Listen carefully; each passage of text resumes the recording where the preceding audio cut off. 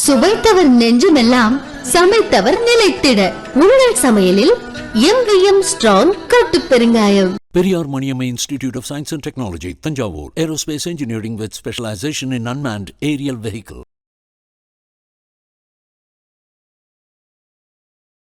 பிரியன் அவர்களிடம் இது ஒரு பரபரப்பையும் ஒரு அனல் கலப்புற விஷயமாகவும் அரசியல் அரங்குல இது தொடர்ந்து இருந்துகிட்டு இருக்கு.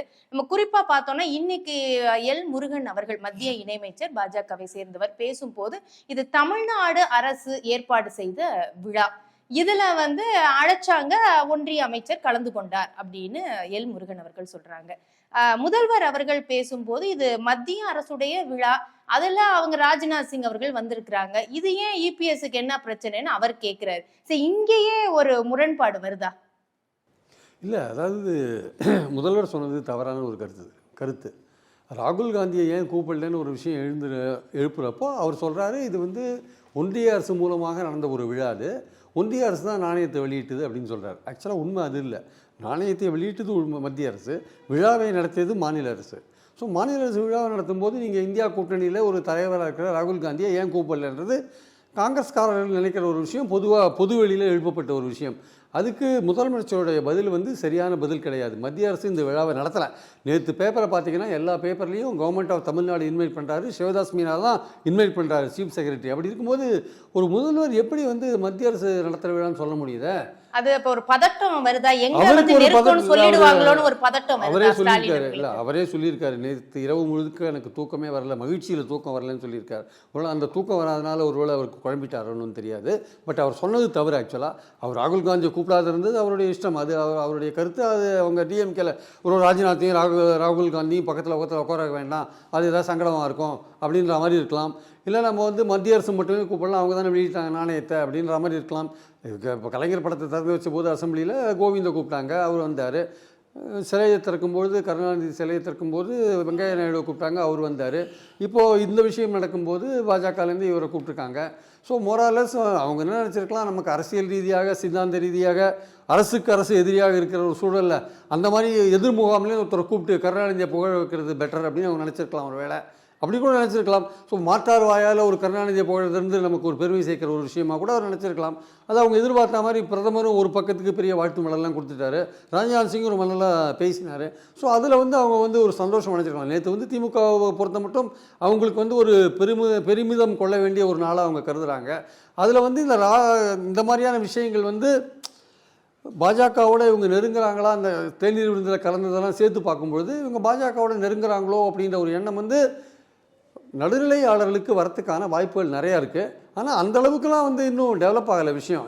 ஸ்டோரி ஒரு நம்ம ஜேர்னலிசம் பாஷையில் சொன்னால் டெவலப்பிங் ஸ்டோரி. இது ஆக்சுவலாக டெவலப்பிங் ஸ்டோரி எப்படி போய் முடியும்னு சொல்ல முடியாது. இன்றைக்கி இருக்கிற சூழலில் திமுகவும் பாஜகவும் நெருங்கிறதுக்கான வாய்ப்புகள் குறைவு. அங்கே திமுக பாஜக மைனாரிட்டி கவர்மெண்ட் அங்கே இருக்குன்றதை நம்ம ஞாபகம் வச்சுக்கணும். நேற்று ராஜ்நாத் சிங் வாஜ்பாய் கவர்மெண்ட்டில் திமுக எப்படிலாம் இருந்தது சொன்னதையும் ஞாபகம் வச்சுக்கணும். நம்ம அரசியலில் நம்ம 1+1 2 கிடையாது, 1+1 3 மாறத்துக்கான சான்ஸ் இருக்குது. எடப்பாடி பாஜக விட்டு வெளில வந்திருக்கலாம், அவருக்கும் மைனாரிட்டி ஓட்டு கிடைக்கல. ஸோ இப்போ பாஜக திமுக கூட்டணியை உடைக்கணுன்றது பாஜகவுடைய நோக்கமாக இருக்குது. அன்லஸ் அதை உடைச்சாலே தவிர நம்ம உள்ளே வர முடியாது அவங்க நினைக்கிறாங்க. ஸோ ஏதோ ஒரு வேளையில் ஒரு அரசியல் ஸ்ட்ராட்டஜி, இதை ஜனாதிபதி யாராவது வந்திருந்தாங்கன்னா இவ்வளோ தூரம் ஒரு அரசியல் ஆயிருக்குமா? அது ஆயிருக்காது, இது புசுன்னு போயிருக்கும். அப்போது சென்ட்ரல்லேருந்து நீங்கள் ராஜ்நாத் சிங்கை நீங்கள் அனுப்புறீங்கன்னா, ஒரு அரசியல்வாதி அனுப்புறீங்கன்னா ஏதோ ஒரு பாலிடிக்ஸை பாஜகவும் விரும்புதுன்னு தான் அர்த்தம். ஸோ இது ஒரு குட்டையை கலப்புற ஒரு விஷயமாக கூட பாஜக கருதலாம். திமுகவும் பாஜகவும் நெருங்கி வர மாதிரியான ஒரு சூழல் தூக்கி போட்டால் கூட்டணி கட்சிகள் மத்தியில் ஒரு ஊசலாட்டம் வரும் இல்லையா? என்னடா அது, நம்மளாம் திமுகவுக்காக அந்த தேநீர் விருந்தை புறக்கணிக்கிறோம், கவர்னர் விருந்துக்கு இவங்க போகிறாங்களே. திமுக தலைவரும் ஒன்று தான், முதல்வரும் ஒன்று தான், 2 பேரும் ஒன்று தான். அவர் ஒரு முகத்தை வேறு மாதிரி காமிக்கிறார், இன்னொரு முகத்தை வேறு மாதிரி காமிக்கிறாரு. கவர்னரோட நிலைப்பாட்டில் எந்த மாறுதலும் இல்லை, செல்கோமன் நிலைப்பாட்டில் எந்த மாறுதலும் இல்லை. என்ன மாறுதல் நீங்கள் ஒரு உறவுக்கு கை கொடுப்போன்ட்டு கவர்னர்கிட்ட போய் கையை நீட்டுறீங்கன்ற ஒரு கேள்வி கூட்டணி கட்சிகள் மத்தியில் வருது இல்லையா? ராகுல் காந்தியையும் கூப்பிடலன்னு காங்கிரஸ்காரங்க சில பேர் புலம்புறாங்க இல்லையா?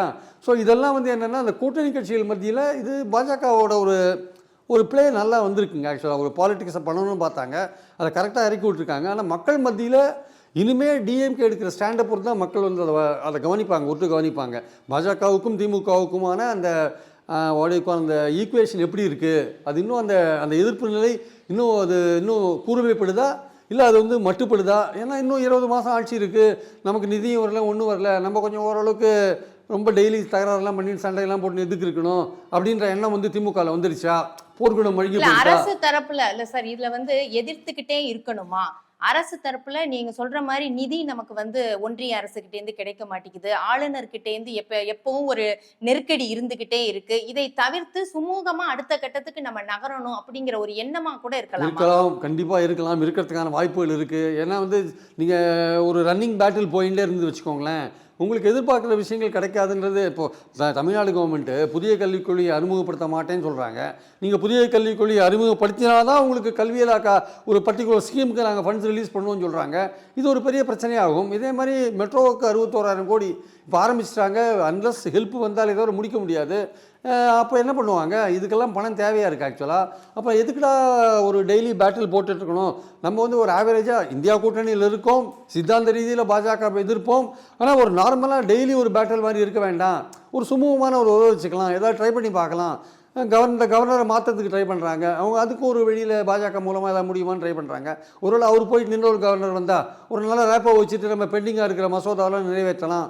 ஸோ இந்த மாதிரி விஷயங்கள் அமைதியாக போகலாம், காரியத்தை சாதிக்கலாம் அப்படின்ற எண்ணம் கூட திமுகவுக்கு இருக்கலாம். அதே சமயம் சித்தாந்த ரீதியில் நம்ம எதிர்க்கலாம், கூட்டணியை நம்ம கட்டுக்கோப்பாக வச்சுக்கலான்ற எண்ணமும் இருக்குது. ஆனால் 2 குதிரையை நீங்கள் சைமல்டேனியஸாக ஓட்டும் போது சில சிக்கல்லாம் வரும்.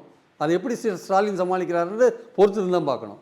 சரி சார், அதே சமயம் வந்து குடியரசுத் தலைவருக்கு முதலில் இதை வந்து நாணயத்தை வெளியிடுவதற்கு துணை குடியரசுத் தலைவரை அழைத்ததாகவும், அதற்கு பிறகு மோடி அவர்கள் ராஜ்நாத் சிங்கை அனுப்பி வைத்தா ஒரு தகவல் நமக்கு இருக்கு. இது மாதிரியான வாய்ப்பு இருக்குமா இந்த சம்பவம் நடைபெறுவதற்கு? இல்லை, அவர் ஸ்டாலின் சொல்கிறத பார்த்தா அப்படி இல்லையா? அவர் பேசுறதுலேயே என்ன சொல்கிறாரு, நான் கூப்பிடணும்னு நினச்ச உடனே எனக்கு ராஜ்நாத் சிங் தான் எனக்கு ஞாபகம் வந்தார். அவர் தான் எனக்கு நான் ஒரு 15 நிமிஷம் தான் வர சொன்னேன். அவர் நான் ஒரு நாள் முழுக்க வரேன், எனக்கு ஒன்றும் ப்ராப்ளம் இல்லை அப்படின்னு சொன்னார். எங்களுக்கு மனசில் இமீடியட்டாக தோணுது ராஜ்நாத் சிங் தான் ஸ்டாலினே வெளிப்படையாக சொல்லியிருக்கார். ஒருவேளை அவங்க இன்டெரக்டாக இந்த நாணயமே ஒரு வருஷம், போன வருஷம் ஜூன் மாதம் 23ஆம் வருஷம் ஜூன் மாதம் ரிக்வஸ்ட் கொடுத்ததுங்க. ஆக்சுவலாக ஒரு வருஷம் டிலே பண்ணி இப்போ தான் வந்திருக்கு. ஆக்சுவலாக இதுக்கே அவங்க டிஎம்கே நிறைய போராட்டத்தை, டிஆர் பாலு அங்கே இருக்கிற மினிஸ்ட்ரி ஆஃப் ஃபைனான்ஸ்லாம் போராடினாங்க. ஆனால் இந்த வருஷம் ஜனவரி மாதம் கற்பூரி தாக்கூருக்கு ஒரே வாரத்தில் காயினை கொண்டு வந்தாங்க. எலெக்ஷனுக்கு முன்னாடி ஓபிசி ஓட்டை வாங்கணும்னு குறி வச்சு, அரசியல் தானங்க எல்லாமே, ஓபிசி ஓட்டை வாங்கணும்னு கற்பூரி தாக்கூரோட நாணயத்தை கொண்டு வந்தாங்க. இதுக்கு ஒரு வருஷம் போராடினாங்க. போராடின பிறகு அது சேங்ஷன் ஆன பிறகு அவங்க நினச்சது ராஜ்நாத் சிங்கை தான் நினச்சேன்னு ஸ்டாலின் அவர்களே சொல்கிறார். வேறு யாரும் நினச்ச மாதிரி சொல்லலை. ஒருவேளை இன்டைரக்டாக அரசியல் இது ராஜ்நாத் சிங் வந்ததுனால தான் இவ்வளோ பாலிடிக்ஸ் இங்கே வந்துருக்கு. ஆக்சுவலாக இது வந்து பாஜக வந்து ஒரு பாலிட்டிஷியன் அனுப்பணும்னு முடிவெடுத்தது வந்து நிச்சயமாக ஒரு ஒரு ஒரு ஒரு சும்மா ஒரு கலக்க ஒரு குளத்தில் வந்து ஒரு கள்ளத்துக்கு போடுற மாதிரி தான். ஆக்சுவலாக அதுதான் அவங்க பண்ணியிருக்காங்க. அது எவ்வளோ தூரம் அந்த அந்த குளத்தை கலக்க போகிறதுன்றதை நம்ம இனிமேல் பொறுத்து இருந்தால் பார்க்கணும்.